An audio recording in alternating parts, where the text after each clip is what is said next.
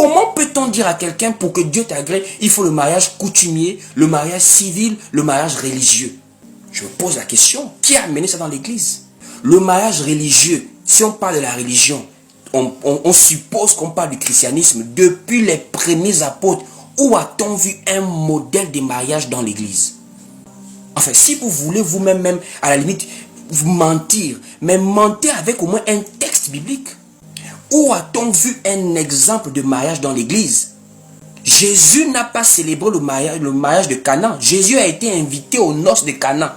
Il est parti assister à ces noces. Il n'est pas allé les célébrer. Quel est l'apôtre qui a célébré le mariage dans l'église? Même l'apôtre Paul enseigne dans 1 Corinthiens chapitre 7 que c'est le père qui décide de donner sa fille en mariage.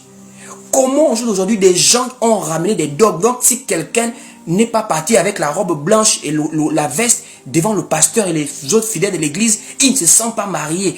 Qui a amené ça dans l'église? Qui a amené ça dans l'église, frères et sœurs? Ce sont des dogmes religieux. Des dogmes religieux.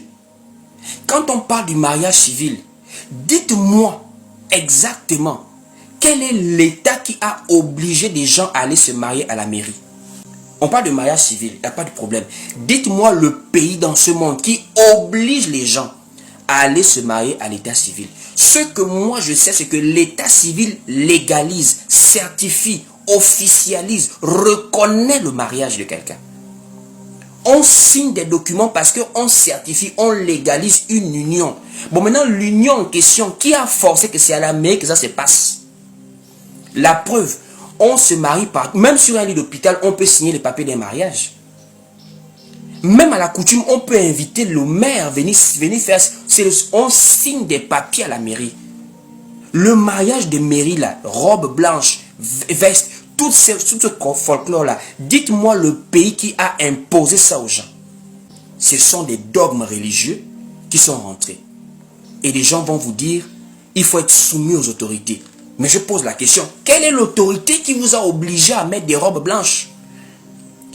Quelle est l'autorité qui vous a obligé à mettre des vestes? Quelle est l'autorité qui vous a obligé à faire des tours de ville? Quelle est l'autorité qui a obligé ça? Donc des gens ont créé des dogmes.